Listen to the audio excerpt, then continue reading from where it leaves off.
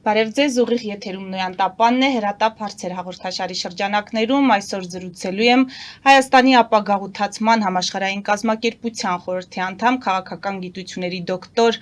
Արկադի Վարդանյանի հետ։ Ես մեզ դիտողներին հիշեցնեմ, որ դուք եւս կարող եք զանգահարել եւ հարցեր ուղղել մեր հյուրին, բայց մենք հարցերին կպատասխանենք գովազդային առաջին դադարից հետո։ Պարոն Վարդանյան, բարև ձեզ, շնորհակալ եմ այս ձևաչափով մեզ միանալու համար։ Ներքաղաքական զարգացումներից առաջ, որոնք բուռն են մեր երկրում, նախ անդրադառնանք Ալիևի այն հայտարարությանը, որ Բաքուն չեղարկել է Ադրբեջանի տարածքով Հայաստան բեռների տարանցման արգելքը եւ նման առաջին բեռը, որը կանցնի Ադրբեջանի տարածքով, լինելու է ղազախական հացահատիկը։ Դուք ինքնին այս փաստը ինչպես եք գնահատում եւ իշխանությունները նկատենք, որ սա արդեն իսկ ներկայացնում են որպես խաղաղության հաստատումը վկայող եւս մեկ փաստ։ Ես դրական եմ գնահատում այդ հանգամանքը, որովհետև տնտեսության զարգացման տեսանկյունից իհարկե որքան շատ ճանապարհներ բացվեն, այնքան ավելի լավ։ Բայց ես չէի ասի, որ դա խաղաղության երաշխիքներից մեկն է, որովհետև խաղաղությունը դեռ շատ հեռու է իմ կարծիքով։ Խաղաղության հասնելու համար մենք առաջին հերթին պետք է հաստատենք մեր ինքնիշխանությունը, կառուցենք նորմալ պետություն, պետականություն հաստատենք, երկիրը դարձնենք այսպես օրենքի գերակայության երկիր, ինչպիսիք են բոլոր ժողովրդավարական երկրները, այն ժամանակ նոր ավելի պարզ կլինի, թե ինչ հեռանկարներ են բացվում մեր առջև։ Բայց հիմա ես կարծում եմ, որ մենք ունենք առաջնային ավելի այսպես բարդ խնդիրներ, բախտորոշ խնդիրներ, որոնց լուծումից կախված է մեր ապագան, որոնց լուծումը կապահովի հստակ հեռանկարներ, առանց որոնց երկրի զարգացումը ընդհանրապես հնարավոր չի։ Մենք շատ լավ տեսնում ենք, թե ինչպիսի վիճակում է գտնվում հայաստանյան հասարակությունը, անտարբերություն, քաղաքական, ես կասեի, կիսագրագիտություն, եթե չասենք ավելին, եւ այդ ամենը դարձել է այն փաստի հետևանքը, որը հնարավոր չէ շղթել։ Մենք սկսած 20 թվականից, 1920 թվականից, մինչ օրս, արդեն 105 տարի, գտնվում ենք Ռուսաստանի գաղութի կարգավիճակում։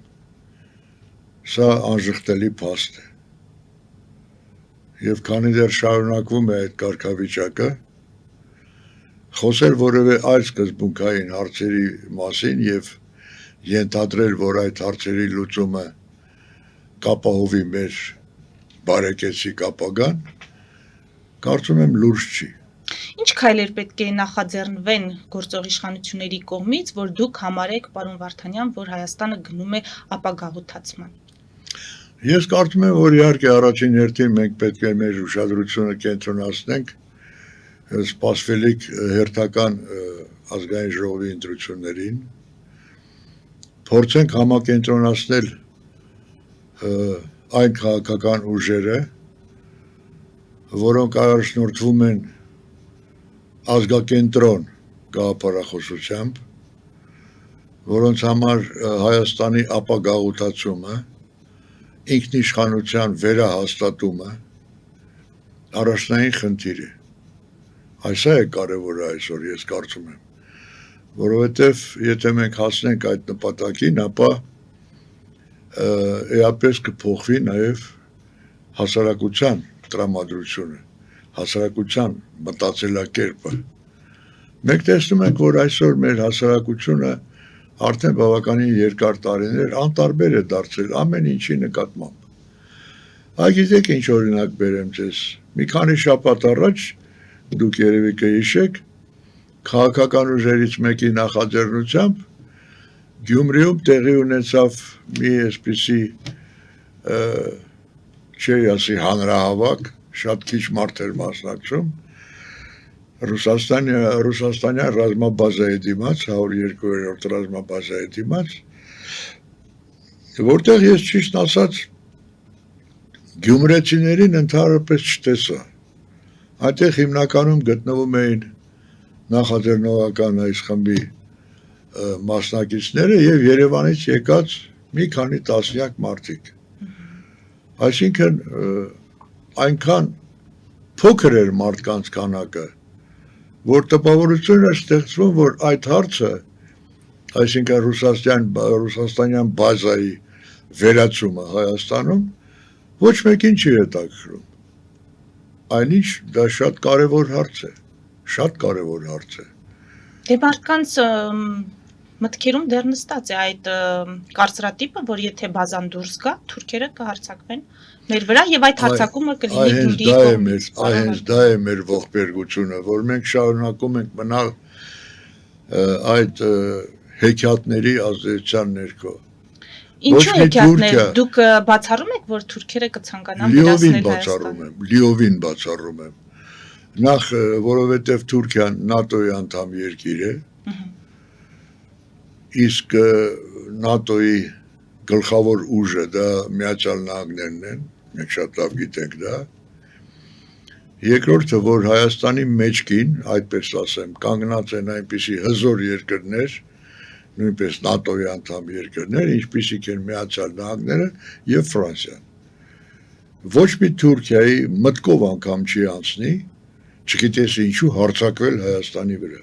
Ինչու պիտի հարձակվի, ինչ է պատահել։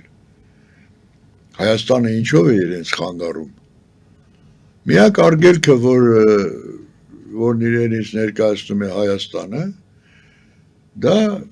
Ադրբեջանի հետ ընդհանուր, այսպես տարածք ունենալն է, որի համար էլ փորձում են ստեղծել այսպես կոչված Զանգեզուրի միջանցքը։ Միակ արգելքը դա է։ Դուք ասացիք ԱՄՆ-ն կանգնած է Հայաստանի մեջքին։ Ինչպես է կանգնած, եթե դուք ասում եք, որ Հայաստանը շարունակում է մնալ Ռուսաստանի գաղութ, այսինքն ԱՄՆ-ն կանգնած է Ռուսաստանի գաղութ Հայաստանի մեջքին, այս հակասությունը ինչպես մենք հասկանանք։ Ես կարծում եմ, որ Միացյալ Նահանգների քաղաքականության նպատակներից մեկն էլ կոնկրետ Հայաստանում հենց մեր երկրի ապագաղութացումն է։ Դա էլ է Միացյալ Նահանգների եւ Ֆրանսիայի նպատակներից մեկը։ Դրանում ոչ մի կասկած չի կարող լինել, որովհետեւ իհարկե այդ զարգացած երկրները կգերադասեին գործ ունենալ ազատ, անկախ, ինքնիշխան Հայաստանի հետ, որպեսզի եւ իրենց ազդեցությունը տարածաշրջանում ավելի բարձրացնեն, որպեսզի ավելի այսպես ազատ ու ավելի արդյունավետ առևտրական հարաբերություններ ստեղծեն ոչ միայն Հայաստանի հետ, այլ ընդհանրապես ամբողջ հարավային Կովկասի հետ, իսկ ինչու՞ չէ։ Իսկ գլխավոր խոչընդոտը նա է, որ հենց կոնկրետ Հայաստանը շարունակում է մնալ Ռուսաստանի գաղութ, մենք դա տեսնում ենք, չէ։ Մենք դա տեսնում ենք։ Տեսեք, մի քանի օր առաջ երբ էր, 3-4 օրն էր, թե 3 էր, երբ որ ուրեմն օրինապահները եկան եւ դուրս բերեցին քաղաքապետարանի շենքից Վարդանի Ղուկասյանին, այնտեղ մարդիկ էին հավաքվել, ճիշտ այնքան էլ շատ չէին, բայց մի քանի տասնյակ մարդ այնտեղ կար, ովքեր եկել էին ի պաշտպանություն Վարդան Ղուկասյանի, որը իրենց կարծիքով ժողովրդավար այսպես սկզբունքներով ընտրված քաղաքապետ է դարձել։ Բայց այստեղ գիտեք ինչ, զավեշտը զավեշտի վրա է։ Ինչու՞։ Մենք չենք հիշում Վարդան Ղուկասյանի քաղաքապետ լինելու են առաջին իր կոդենցիան, այսպես ասած, չենք հիշում, ինչ էր կատարվում Գյումրիում, մեր հանրապետության երկրորդ քաղաքում, ինչպիսի այլանդակություններ էին կատարվում։ Եվ այդ այլանդակությունների հեղինակը եւ այսպես նախաձեռնողը հենց այդ նույն Վարդան Ղուկասյանն էր։ Ինքը իր որդին, իր կապերը կրիմինալ աշխարհի հետ։ Հիմա պարոն Վարդանյան, քանի որ դուք սահուն անցաք ներքաղաքական զարգացումներին, այդ թվում Գյումրիում կատարվողին, ընդդիմությունը աղաղակում է, որ այս իշխանությունը նախընտրական այդ շրջանում քաղաքական հետապնդումներ եւ բռնաճնշումներ է իրականացնում բոլոր ընդդիմադիր գործիչների նկատմամբ, բոլոր հոգեվորականների նկատմամբ, փաստաբանների անգամ նկատմամբ, որոնք փորձում են ընդդիմանալ իշխանություններին կամ նրանց ապօրինությունները ըստ իրենց վերհանել։ Հիմա իշխանությունը կոնկրետ Գյումրիում կատարվածը ասում է օրինականության հաստատում է, ընդդիմությունն ասում է հետապնդումներ են, քաղաքական բռնաճնշումներ են։ Ես ճիշտ հասկացա, դուք եւս համարում եք, որ օրինականության հաստատման մենք ականատես եղանք։ Գիտեք ինչ, նախ ես պետք է ասեմ, որ ընդդիմություն որպես այսպեսին, պաշտոնական ընդդիմություն, Հայաստանում գոյություն չունի։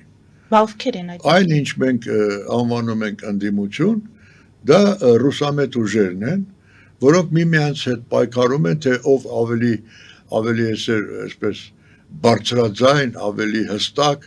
կհնչեցնի ուրեմն ռուսամետ քաղաքականության ուրեմն արմատավորումը Հայաստանում։ Սա է ընդդիմությունը։ Ընդդիմությունը որևէ այլ նպատակ չունի։ Եվ այստեղ ես չեմ կարծում, որ իշխանությունը, այսօրվա իշխանությունը, էապես տարբերվում է ընդդիմությունից։ Սա էլ նույնն է։ Սա էլ է նույնը։ Մենք հիշում ենք, չէ, պատմական, այդպես են կոչում, պատմական օգոստոսի 8-ի հանդիպումից հետո Վաշինգտոնում, երբ որ Տրամփի ներկայությամբ ուրեմն հանդիպեցին Ալիևը եւ Փաշինյանը, մենք հիշում ենք, որ դրանից անմիջապես հետո Փաշինյանը մեկնեց Մոսկվա։ Ինչի համար։ Զեկուցելու համար, թե ինչպես է անցել այնտեղ հանդիպումը եւ ինչ փաստաթղթեր են ստորագրվել, այսինքն ոչ, բալանսավորելու իշխանությունն ասում է, մենք բալանսավորում ենք եւ մենք որևէ մեկ կողմին կամ աշխարհակաղակական բևեռին մեզ հետ թշնամացնելու խնդիր չունենք, մենք բոլորի հետ պետք է աշխատենք, առավել եւս Ռուսաստանի հետ, որը փաստաթղթերով մեր գործընկերն է, մեր դաշնակիցն է շարունակում մնալ, պարոն Վարդանյան։ Բալանսավորելը մեկ բան է, իսկ մի քանի աթոռին նստելու փաստը բոլորովին այլ բան է։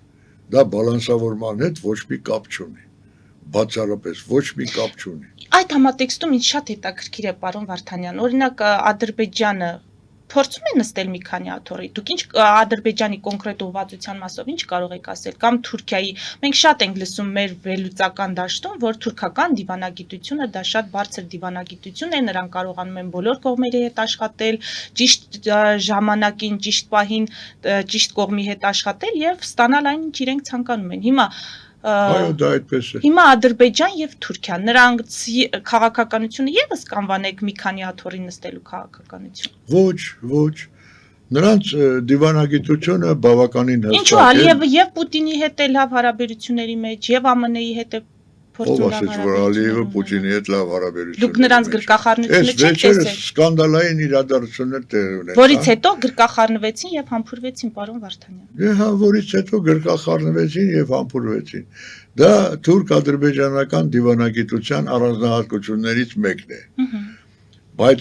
ի տարբերություն Հայաստանի դիվանագիտությանը, որը որպես այսպեսին ես կարծում եմ ընդհանրապես գոյություն չունի,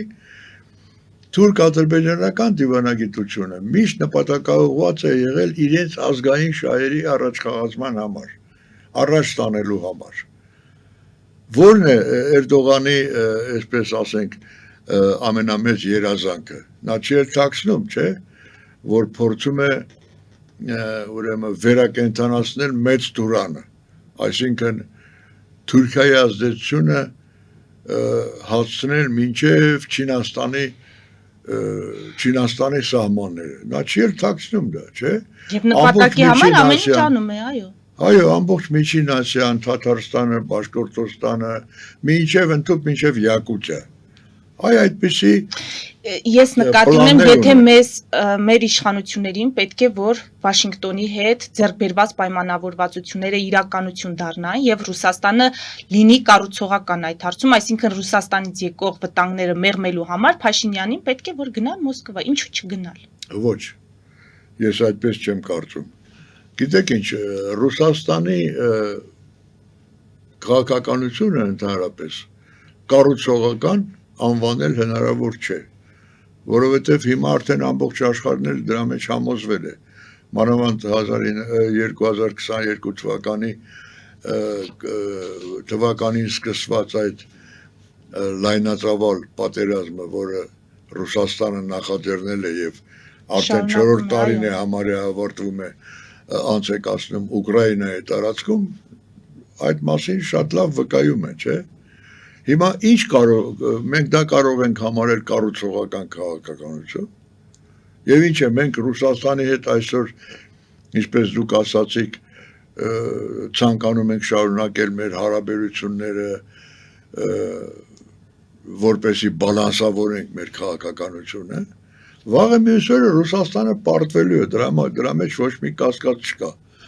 Ռուսաստանը ճիշտ այնպես է պարտվելու, ինչպես ժամանակին սովետական միությունը պարտվեց Աֆղանստանում, հիշում եք, չէ՞, 10 տարվա պատերազմից հետո խայտառակ ձևով պարտվեցին ու ոնց որ գնացել են, այնպես էլ ջարդու կտոր եղած վերադարձան, որից հետո իմիջիալոց այդ պարտությունը եղավ նաև խորհրդային միության փլուզման հիմնական պատճառներից մեկը։ Ճիշտ նույն ճանապարհով այսօր շարժվում է Ռուսաստանը։ Հիմա շատ, այսպես գիտեք ինչ, առանձնահատուկ հեռատես չպետք է լինել, որպեսզի հասկանալ, որ մենք արդեն մեր քաղաքականությունը, Հայաստանի քաղաքականությունը, մեր ազգային քաղաքականությունը, պետք է կառուցենք հաշվի առնելով ամենամոտ ապագան։ Ես չեմ կարծում, որ ռուս-ուկրաինական պատերազմը հələ դեռ շատ երկար է տևելու, չեմ կարծում, որովհետև գնալով արդեն մոտենում է Ռուսաստանի փլուզումը եւ մասնատումը։ Դրանք անդրադառնանք, այո, պարոն Վարդանյան, մեր եթերում բազմիցս ասել եք, բայց ամեն դեպքում իմ հարցին պատասխանեք։ Գյումրիում տեղի ունեցողը դա օրինականության հաստատում կհամարեք, թե այնուամենայնիվ քաղաքական հետապնդումներ եւ բռնաճնշումներ։ Գիտեք ինչ, ես դա կհամարեի օրինականության հաստատում, եթե այդ օրինականությունը նպատակաուղղված լիներ հավասարապես բոլոր տեսակի կոռուպցիոն, ուրեմն այսպես փաստերի դեմ, որովհետև գիտեք ինչու եմ ես այդպես ասում։ Իսկ Երևանի քաղաքապետարանը ինչպես է աշխատում։ Երևանի քաղաքապետը հանցավոր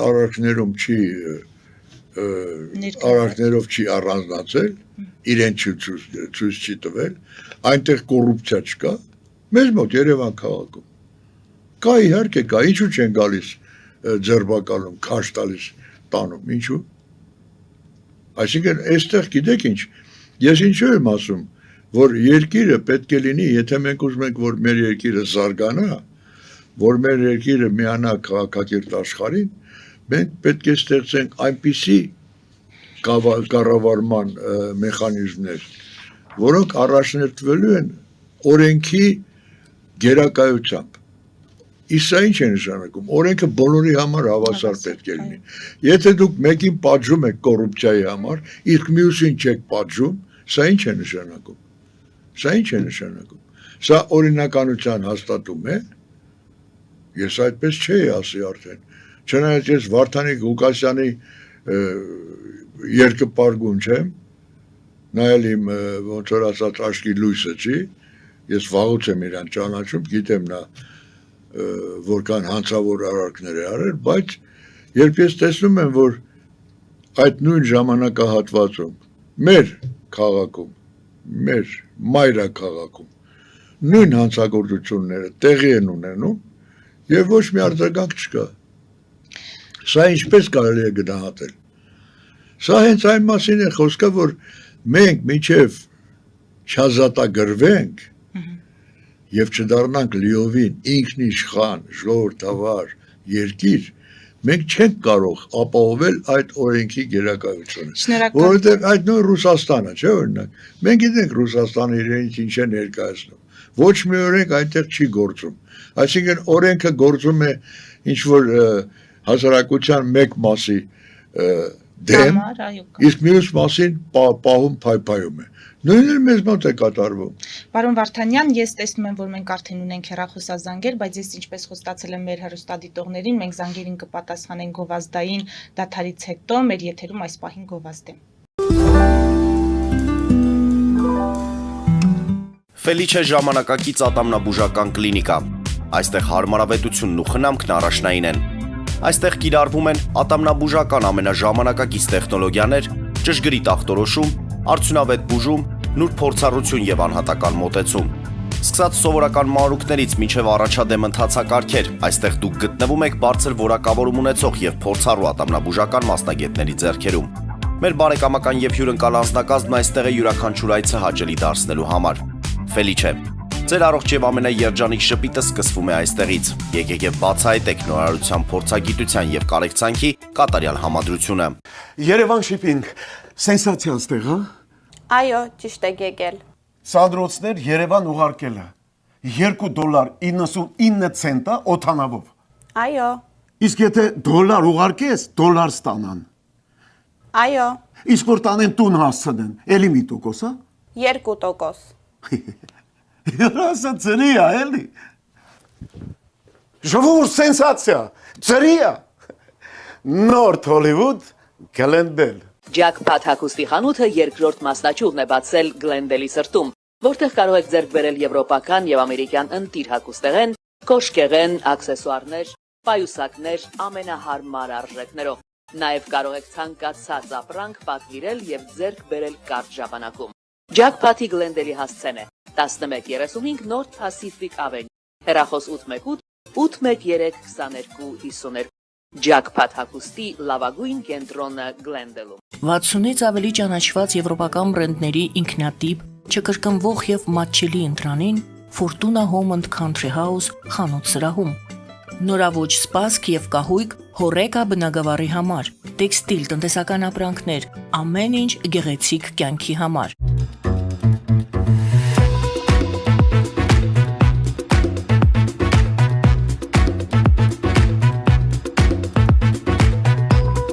Արարատ ռեստորան, ընտանեկան եւ ընկերական ժամանցի լավագույն հասցե, սիրված արտիստներ, հյուրընկալ մթնոլորտ, հարուստ ճաշացան, անմահական խորտիկներ, Արարատ ռեստորան, հասցեն անփոփոխ, սիրով սպասում ենք ձեզ։ Լավագույն պաղպաղակ, բնական, համեղ եւ մատչելի գներով պաղպաղակը կարող եք ձեռք բերել բոլոր հայկական խանութներում։ Պահանջեք հայկական պաղպաղակ, Թամարա պաղպաղակ։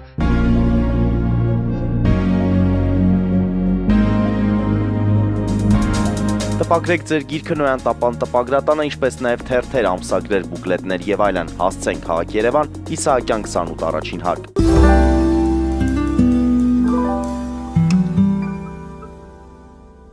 Ուղիղ եթերում Նոյան տապանը շարունակում է իր աշխատանքը։ Ես հիշեցնեմ, որ զրուցում եմ Հայաստանի ապագա ութացման համաշխարհային կազմակերպության խորհրդի անդամ քաղաքական գիտությունների դոկտոր Արկադի Վարդանյանի հետ։ Պարոն Վարդանյան, մենք ունենք հեռախոսազանգ,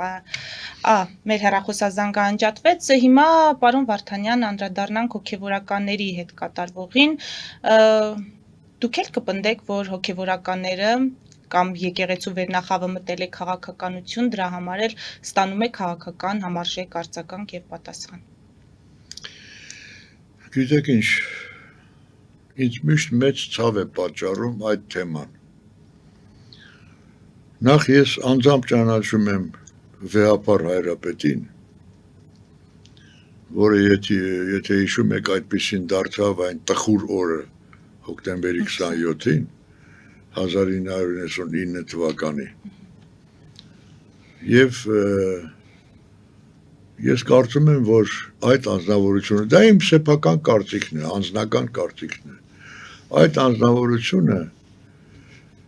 արժանի չէ զբաղեցնել նման բարձր աթոռ։ Ինչու՞։ Որովհետեւ մեր եկեղեցին, մեր եկեղեցու պատմությունը դա շատ հզոր մի պատմություն է եւ անմիջական կապ ունի մեր երկրի զարգացման, մեր երկրի հեղինակության հետ իհարկե։ Իսկ երբ կաթողիկոս է դառնում մի անձ, որը ոտնահարում է հենց եկեղեցու նորմերը, օրենքները, արժեքները, սկզբունքները, ապա այստեղ արդեն եկեղեցու նկատմամբ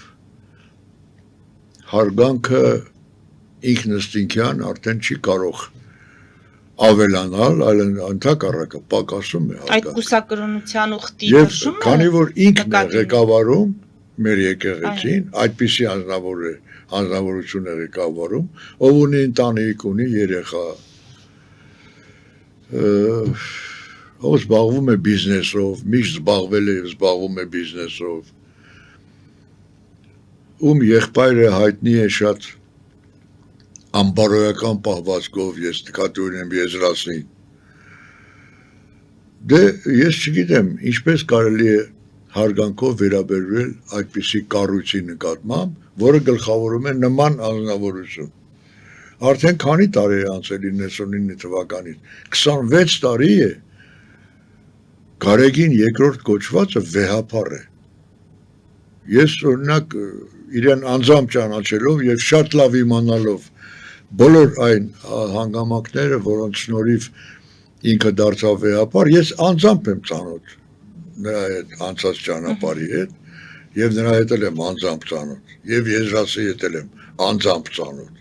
Ես գիտեմ նա ինչ ճանապարհով է դարձել վեհապար։ Ում հաշվին ասելով ես հենց այս հաշիվը նկատի ունեմ։ Մեր եթելում էլի է Ով էր այդպիսի գումարը կարծիք տվել, հնչի։ ում էին գումարը տվել, ինչ նպատակով էին գումարը տվել։ Ես այդ ամեն ինչը շատ լավ գիտեմ։ Սրանք փաստեր են, որոնք ժխտել չի կարելի։ Հասկանում եք։ Այստեղ կոռուպցիան հասել է այն աստիճանի, որ արդեն նույնիսկ այնպիսի սրբություն, ինչպիսին է մեր եկեղեցին, պղծվում է։ Եկեք զանգի պատասխանենք, պարոն Վարդանյան։ Փորձենք։ Բարև ձեզ, լսում ենք ձեզ։ Hello. Լսում ենք ձեզ, հարգելի հեռուստադիտող։ Okay. Ես պարոն Վարդանյանին երկու հարց ունեմ։ Առաջի հարցս, որ պիտի տամ, ինքը ասում է դրական եմ կարծում ես Բաքվի ճանապարհով, որ Հացահատիկի բեռը գալու է, այո։ Հացահատիկները, ես դրան համաձայն չեմ, որ այդ ճանապարհով այդ հացը տա, վաղը որ այդ տրակներով վեկալի այդ հացը չտա հայերին ինչ պիտի անեն, ոնց որ մի տարի փակեց Արցախի ճանապարհը, այդ հայերը սոված մեռնում էին, բայց որ չտա ինչ պիտի անեն, ասի չկա, տարել են, գողացել են, ինչ պիտի անի, կամ էլ պիտի ասի Constitution-ը փոխեք ես քո ծորենը տամ։ Շատ լավ, սա առաջին հարցը, հարգելի հեռուստադիտող։ Երկրորդ հարցը։ Երկրորդ հարցին էլ ես իրան մի բան եմ ուզում ասեմ։ Խնդրում եմ բոլոր այդ եկողներից, որ գալիս եք նորիտաբան, վեհապարի մի կպեք, բոլորդ էլ քրիստոնյա եք, բոլորս էլ հավատում եք այդ եկեղեցուն, հավատում եք Էշմիածինի վանքին, էլ հերիքա, ամոթը եկողը քննադատում է։ Շատ լավ։ Կողը հավատակա մեր վեհապարն է, դացետ, իցինավ։ Շատ լավ, շնորհակալ ենք, հարգելի հեռուստադիտող, շնորհակալ ենք։ Հերթով պատասխանեմ այդ երկու հարցերին։ Նախ առաջին հարցը։ Անկախ նրանից թե այդ ճանապարհով ծորեն է գալիս, թե ինչ է գալիս, դա ոչ մի նշանակություն չունի։ Ես ողջունում եմ այդ հանգամանքը որպես այսպիսի, այսինքն որպես ճանապարհ։ Եվ նորից եմ կրկնում, որքան շատ լինեն բաց ճանապարհները առևտրի համար, այնքան լավ տնտեսության զարգացման տեսանկյունից։ Դա մեկ, երկրորդը։ Ինչ վերաբերում է վեհապարին։ Դե գիտեք ինչ, մեզ մոտ արդեն 4-րդ իշխանավորն է, չէ, ղեկավարում երկիրը։ Առաջինը Լևոն Տեր-Պետրոսյանն էր, երկրորդը Ռոբերտ Քոչարյանը, երրորդը Սերժիկ Սարգսյանը, հիմա էլ Նիկոլ Փաշինյանը։ Հիմա այս մարդկանցից յուրաքանչյուրը շատ մեծ հետք է թողել մեր այս նորագույն պատմության ընթացքում, չէ՞։ Եվ ինչ է, անկախ նրանից թե մենք ինչպես ենք վերաբերվում այդ մարդկանցից յուրաքանչյուրին, մենք պետք է ողջունենք նրանց, մենք պետք է համակերպվենք այն անհաշվելի վնասների հետ, որոնք հասցրել են այդ անձնավորությունները, հա, թալանել են, կողոպտել են, բռնաբարել են, սպանել են, այդ ամենի հետ պիտի հաշտվենք, մենք հաշվի առնելով, որ դե այդ մարդը երկրի ղեկավարն է, էլի։ Մենք պետք է հարգենք երկրի ղեկավարին։ Այստեղ Այդպիսին տարբերություն է։ չկա եկեղեցու եւ պետության առումով։ Չէ, տարբերությունն է, որ այստեղ գիտեք ինչ, հեղինակությունը որպես այսպեսին, եթե հեղինակությունը հաստատվում է մարդու անցած օրինակ քաղաքական մաքուր հետագծով, դա մի բան է։ Իսկ երբ որ այդ հետագիծը լի է սպանություններով, թալանով, կողոպուտներով, մարդասպանություններով եւ այլն, սա արդեն բոլորովին այլ բան է։ Սա չի նշանակում, որ մենք պետք է հարգենք բոլորին, բոլոր ուրեմն երկրի ղեկավար կլինի, վեհապար կլինի, ով ուզում է լինի, քանի որ նա վեհապար է, ուրեմն մենք նրան պետք է հարգենք։ Ես համաձայն չեմ դրա հետ։ Շատ լավ, զանգ ունենք, պարոն Վարդանյան։ Բարև ձեզ, հարգելի հեռուստադիտող, մենք լսում ենք ձեզ։ Բարև ձեզ։ Ես մի հարց ունեմ ձեր հյուրի համար։ Այո։ Լսում ենք ձեզ։ Այս դրսի հայերը, այսպես կոչված սփյուռքի հայությունը, պետք է հնարավորություն ունենա մասնակցելու Հայաստանի պարլամենտական ընտրություններին, այսինքն ազգային ժողովի։ Եվ եթե այո, ապա կարող են քվեարկել փոստով, այսինքն ուղարկել քվեաթերթիկները փոստով, քանի որ ամենտեղ չկա ընտրական տեղամաս, մեծ երկիր է եւ շատ հաճախ Ամերիկայում այսպես արվում է։ Շնորհակալություն։ Շնորհակալ ենք։ Ես եմ շնորհակալ ողջամիտ մարդու հարցի համար։ Ասեմ ձեզ, որ իհարկե, ես կարծում եմ, որ ստեղծված վիճակում, ուրեմն պատմության այս ընթացքում, կոնկրետ այս ընթացքում, մեր ազգի համախմբվածությունը շատ մեծ նշանակություն ունի։ Ինչ է նշանակում սփյուռքահայ։ Լինի նա սփյուռքահայ, թե լինի Հայաստանահայ, թե, չգիտեմ, լինի գյումրեցի, վանաձորցի, Ղարաբաղ, ով ուզում է լինի։ Հայը մնում է հայ։ Եվ հայը, յուրաքանչյուր հայը, ոչ միայն իրավունք ունի, այլ պարտադիր պետք է մասնակցի մեր հայրենիքի կյանքում, քաղաքական կյանքում, այդ թվում նաև։ Եվ ես համաձայն եմ, հարգելի մեր հայրենակցի հետ, որ այո, քանի որ հնարավոր չէ բոլոր այն վայրերում, որտեղ բնակվում են մեր հայրենակիցները, ինչպես նա ասաց սփյուռքահայերը, տեղամասեր ստեղծել, ապա իհարկե կարելի է կազմակերպել փոստով քվեարկություն։ Եվ դա շատ ճիշտ կլինի, որովհետև դա կարտոցոլի մեր ամբողջ ազգի վերաբերմունքը մեր ապագայի նկատմամբ, մեր հայրենիքի նկատմամբ, Հայաստանի նկատմամբ։ Իհարկե ես կողմնակից եմ, որ բոլոր ամբողջ հայությունը մասնակցի մեր քաղաքականությանը։ Եկեք զանգի պատասխանենք։ Բարև ձեզ, լսում ենք ձեզ։ Բարի երեկո։ Ողջունում եմ ձեզ, պարոն Վարդանյան։ Պարոն Վարդանյան, արդյոք կաթողիկոսը գիտի վեհապար բառի իմաստը, արդյոք նա վեհապար է։ Ես մի օր չտեսանք ես տխուր արյունոտ օրերին, սովի ջարդի օրերին, ելնի ես մարդը մի հատ լուրջ ելույթ ունենա մխիթարական, կամ երբ որ երկու կողմ բանավիճում են, կռվում են, հաշտեցնելու ելույթ ունենա։ Իհարկե Փաշինյանը կանցնի կգնա, կաթողիկոսն է կանցնի կգնա, բայց այս բոլորից հետո կաթողիկոսի ամոթալի պատմությունը կգրանցվի հայոց պատմության մեջ։ Ինքը կաթողիկոսը թող այդ մասին մտածի, ոչ թե գրպի ակից ծախից եւ ինչ որ մարդկանց հետ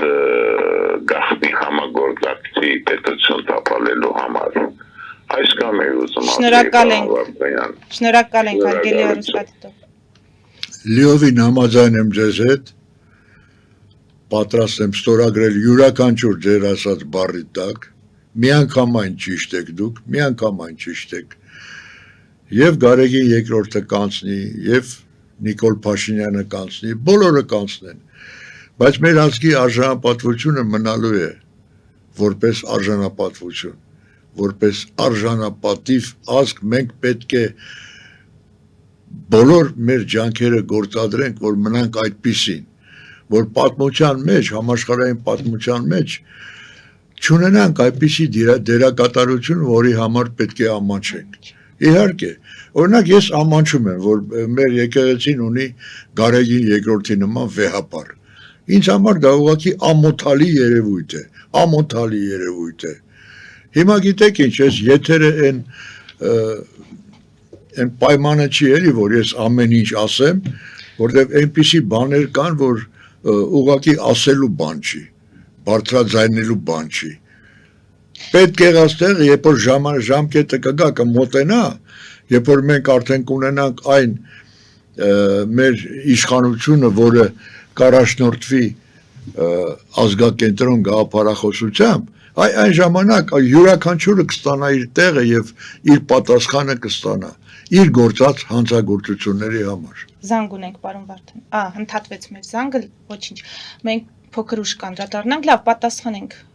Շատ են զանգերը, պարոն Վարդանյան, այսօր։ Բարև ձեզ, լսում ենք ձեզ։ Բոլոր զանգերին պատասխանենք։ Բարև ձեզ։ Հայկական մի հատ առած կասմա, երբ որ եզրենգնում է, տանակավորները շատանում են։ Հարցս տեսա, պարոն Վարդանյանը կաթողիկոսի մասին ինչ ասեց, շատ բաներ գիտեմ եւ այլն։ Այդ դեպքում ես իրեն հարց ունեմ։ Այդ դեպքում ինչն է խանգարում, որ այդ բոլոր հարցերի մասին դուք ժամանակին բարձրաձայնեիք։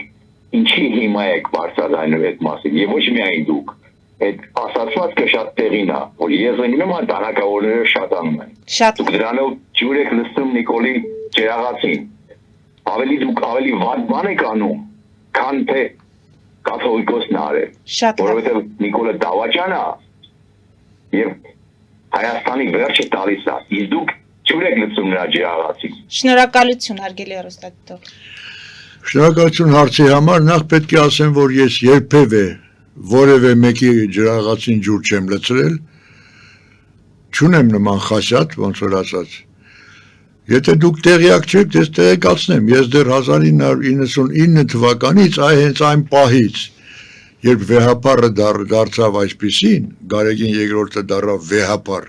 հենց այդ պահից ես այդ մասին խոսել եմ։ Եթե դուք ծանոթ չեք իմ վերաբերմունքին, ապա դա իմ մեղքը չի։ Եթե դուք ուշադիր հետևեք իմ հոդվածներին, իմ ելույթներին, իմ հարցազրույցներին, ապա դուք այնտեղ կգտնեք եւ ոչ մեկ անգամ, բազում անգամ ես բազում զրույցներում, հարցազրույցներում պատասխանելով մարդկանց հարցերին ես իմ կարծիքը միշտ էլ հայտնել եմ եւ չեմ թաքցրել։ Այնպես որ կներեք իհարկե, գուցե ես մի քիչ կոպիտ եմ պատասխանում, բայց ես էլ մարդ եմ, չէ, ես էլ այսպես ասած էմոցիաներ ունեմ, չեմ կարող զսպել։ Բարև ձեզ, հարգելի հեռուստադիտող, լսում ենք ձեզ։ Okay, բարև ձեզ, շնորհակալ եմ ձեզ հյուրին, պարոն Վարդանյանին, ուրեմն ես պարոն Վարդանյանին համաձայն եմ, որ մենք պետք է Թրամփի ուղին մեզ առաջին հնարավորություն է տալիս, որ մեր խաղաղությունը պաշտպանի եւ ռազմական եւ տնտեսական։ Հիմա հարցրեցին, ինչ վերաբերում է Տեր հայրին, ուրեմն մեր վեհապարին։ Երեք իշխանություններն էլ սկսած Փաշինյանից գիտեն, որ նա երեխաներ ունի, նա կոռուպցիան գործողություններ է կատարում, բայց երբ որ մենք ուզում ենք Եվրամիություն միանանք եւ այս դժվարությունների մեջ ամենապատենք մեր վիճակը Ամերիկան Միացյալ Նահանգների հետ ինչպես ռազմական, ամեն տնտեսական, նա ռուսամետ բան է տանում, կողմն է անցկացնում, լրիվ ժողովուրդն էլ այդ կողմն է տանում։ Մենք պայքարում ենք, որ Ռուսաստան փրկենք Հայաստանը, այդ մուսուլմանական աշխարհից, թուրքերից, Ադրբեջանից, եւ Ռուսաստանը 100 տարի, 70 տարի որպես ՍՍՄ անդամ 30 անգամ ստացան մենք անկախություն օգտագործենք։ Դրա համար է դեմ ես եկել։ Ինգեր Վարդանյանն է, եթե լսում ասենց հարցում եմ։ Հիմա Փաշինյանը ուզում է գնա Եվրամիություն եւ Ամերիկայի հետ միացնի, բայց Ռուսաստանի հետ նա չի կարա տնտեսության միջոցով մեր վարորդները ապրանքները դրած 90 օրա դրել, ինչքան ցույցեր ու ինչեր այգնում, մարդիկ ապրանքն ապշանում է տանգործ են մնացել։ Հարցը ո՞րն է։ Վնաս ուզում է, հարցը սենա որ հիմա Փաշինյանը ինչ կարա անի, ուզում է եւ Ռուսաստանի հետ բարեկամական դրացական վիճակ ունենա, որ տնտեսական ունա, եւ ուզում է արեմուտքի հետ զարգացնի, որ մեր պաշտպանությունը եւ երկրի անվտանգություն, այո, Ահաճուն պաշտպանություն Ամերիկայի միջոցով եւ Եվրոմիության միջոցով։ Շնորհակալություն։ Ինչ պետք է անի մեր իշխանությունը ներկայիս, կրեք պատասխանել։ Շնորհակալություն։ Նախ ես պետք է ասեմ, որ Նիկոլ Փաշինյանի միակ երազանքը եւ միակ նպատակը դա իր իշխանության երկարաձգումն է։ Նա որևէ այլ նպատակ չունի։ Եվ երբ մենք ասում ենք, որ ուրեմն համեմատում ենք Ռուսաստանի հետ հարաբերությունները, Եվրամիության հետ հարաբերությունների, Միացյալ Նահանգների հետ հարաբերությունների հետ, ապա մենք այստեղ պետք է նկատի ունենանք ոչ թե Նիկոլ Փաշինյանի դիրքորոշումը, այլ մեր ժողովրդի ձգտումները, մեր ազգի ձգտումները։ Վերջին հաշվով մենք քաղաքակիրթ ազգ ենք, եւ մենք չենք կարող մնալ ոչ քաղաքակիրթ, այսպես կայսրության որպես գաղութ այդ ուրեմն փաստի ներքո մենք իրավունք չունենք, մեր պատմությունը մեզ նման իրավունք չի տվել եւ մենք պետք է բոլոր մեր ուժերը կենտրոնացնենք, որպեսզի այս խայտառակ վիճակից դուրս գանք։ Հերիք եղավ, բոլ եղավ, մենք չպետք է շարունակենք մնալ Ռուսաստանի գաղութ, այն էլ ում Ռուսաստանի։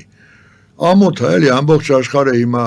արդեն վերջապես համոզվեց, թե ինչ է իրենից ներկայացնում Ռուսաստանը եւ ինչ ապագա ունի։ Մոտակա ապագան։ Ես կարծում եմ, որ նույնիսկ մենք էլ արդեն տարեց մարդիկ, մենք էլ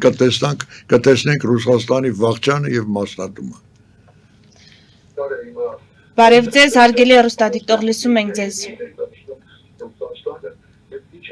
Հարգելի հեռուստադիտող, մենք ձեզ լսում ենք։ Դուք հեռուստացույցի ձայնը մի փոքր իջեցրեք, որպեսզի լսեք մեզ։ Բարև ձեզ։ Ես ուշադիր լսեցի պարոն Վարդանյանը, շատ հարցերում համամիտ եմ։ Ընդամենը իր կարծիքը շատ կուզենայինք իմանայինք։ Պետք շատ դուրերից, որ ռուսները շատ կապրամատներ ունեն մեր կաթողիկոսի նկատմամբ, դա համար ինքը չի կարողանում հայանել գործողությունները, իսկ արդյոք չեք կարծում, որ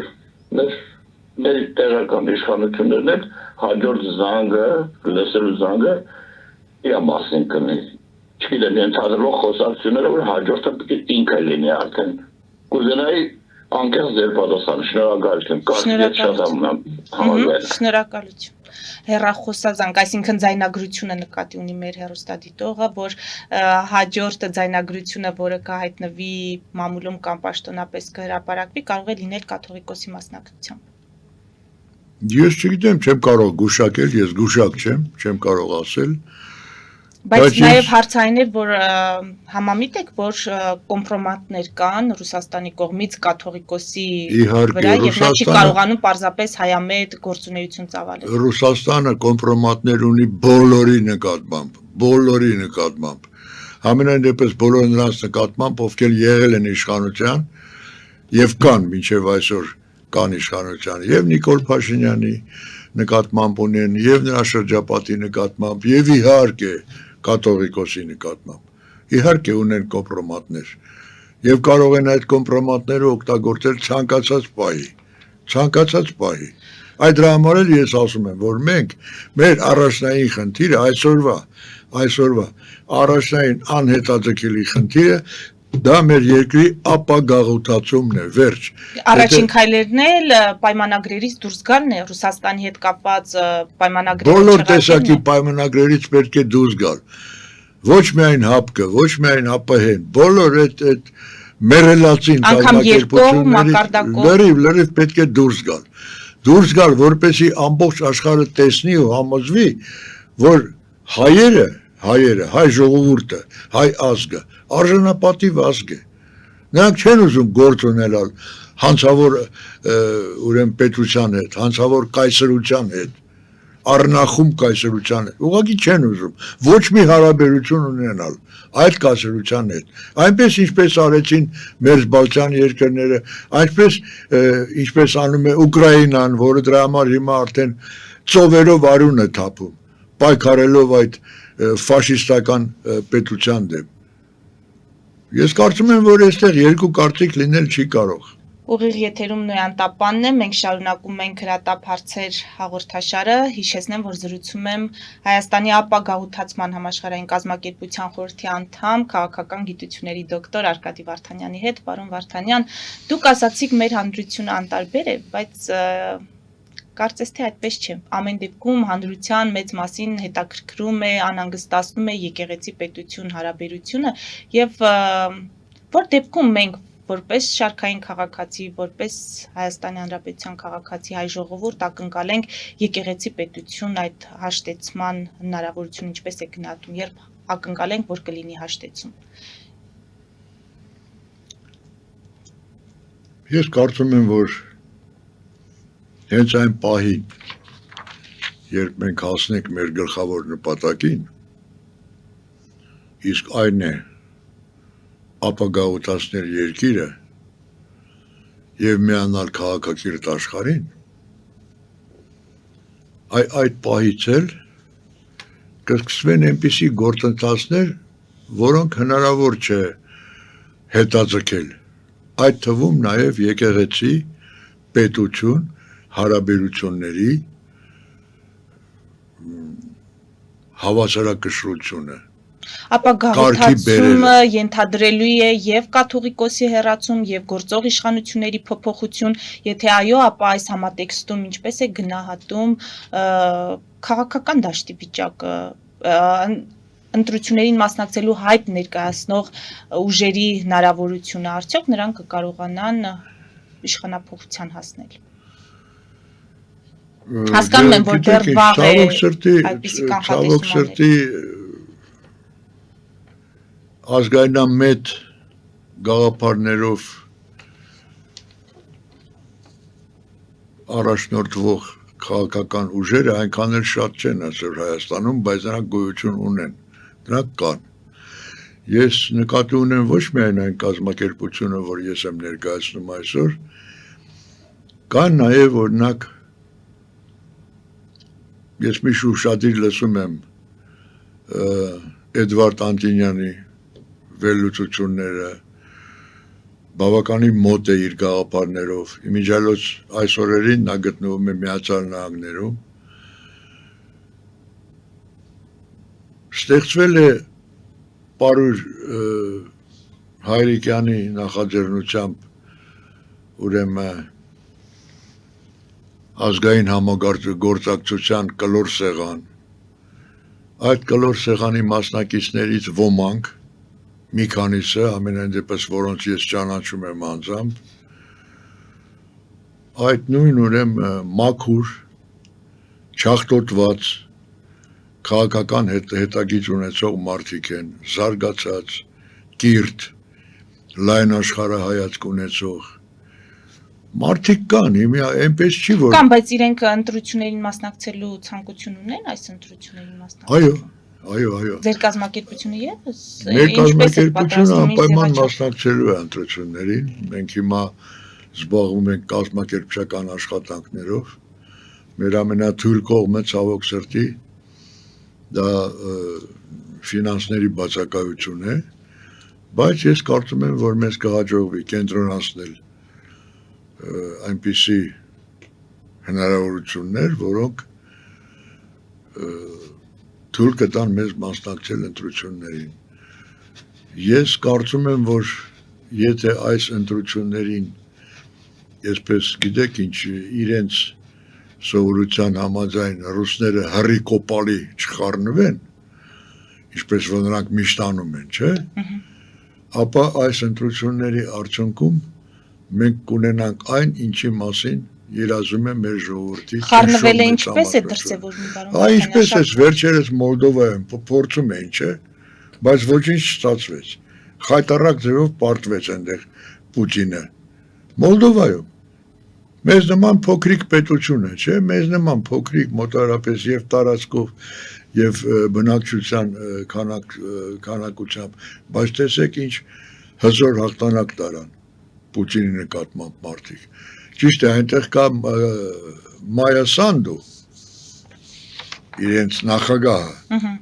որը եվրոպական ձգտումներով այսպես առաջնորդվում է եվրոպական արժեքներով եւ սկզբունքներով, մեզ մոտ ցավոք նման ղեկավարություն չկա այսօր։ Բայց ես կարծում եմ, որ ժողովրդի ներուժը բավարար կլինի, ժողովրդի վճռականությունը, ժողովրդի պատրաստակամությունը։ Վերջին հաշվով մենք հայերս ախր գիտակից ժողովուրդ ենք, էլի։ Մենք հիմար ժողովուրդ չենք։ Երբեք չենք եղել հիմար։ Մենք այսպեսի երկար հազարամյակների ճանապարհ ենք անցել, որ մենք իրավունք չունենք, ուղղակի իրավունք չունենք